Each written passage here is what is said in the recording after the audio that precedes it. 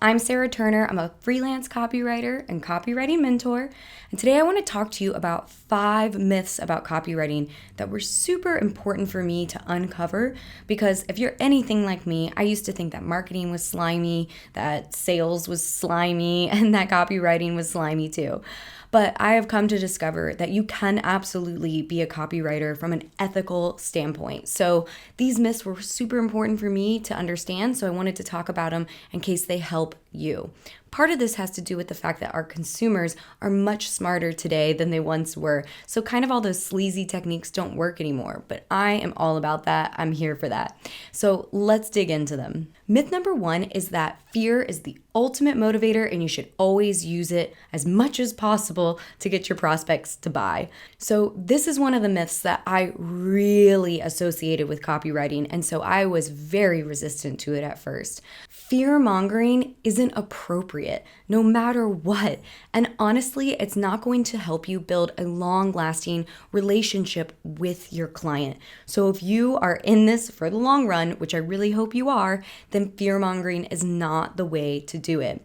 Instead, I want to encourage you to lean into other motivators, their desires, things that they want for their lives, also their pain points and their struggles. Do you have a product or service that's going to get them to the next level or help them achieve a transformation? Maybe it's going to alleviate some of the pain they're experiencing or some of the stress in their life.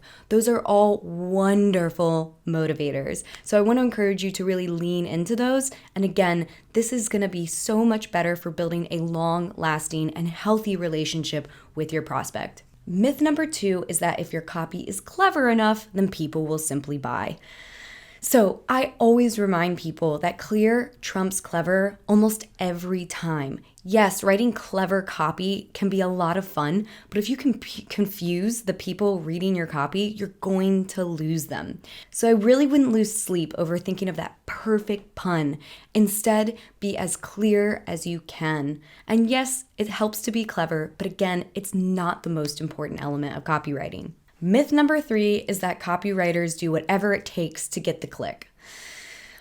Hello, clickbait. Some copywriters do, I'm sure, but not all copywriters do. And I want to encourage you to be one of those copywriters who is not that kind of person, who is just doing whatever it takes, more often than not, fear-mongering to try and get that click. Because it's not necessary. And if you're working for a brand or a business where you're trying to establish a long-term relationship with your clients or your customers, then this is not the best way to go.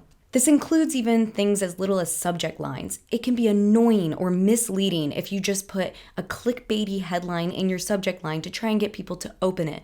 If it's not relevant to what's inside, you're just going to annoy people who could potentially be loving customers. Don't annoy them. Don't piss them off. Tell them what they're going to get.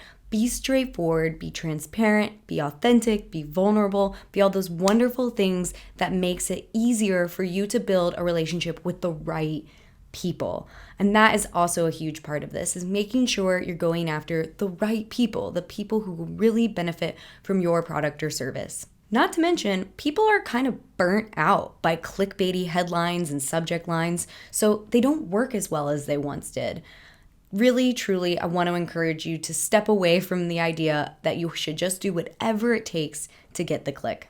Myth number 4 is if you express how amazing your product or service is, people will just buy.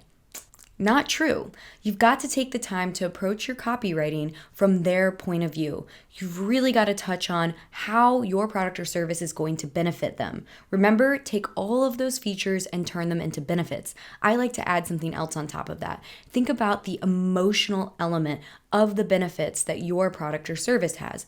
Because we are emotional creatures. We connect most deeply with things that touch on our hearts. So when you are writing your copy, I always like to go back and ask myself, where can I add more emotion? What story would communicate the type of emotion or transformation that my product or service would offer them? It's the job of your copy to really show them what results they're gonna get. And trust me, if you just go on talking about how awesome your product or service is, it's not gonna work. Myth number 5, copy is all about making that sale. That's the end goal, right? Maybe. Copywriting, especially direct response copywriting, is technically to get that actual result. However, I want to encourage you to think about the long-term strategy here, which means building businesses, working for businesses that have the long game in mind.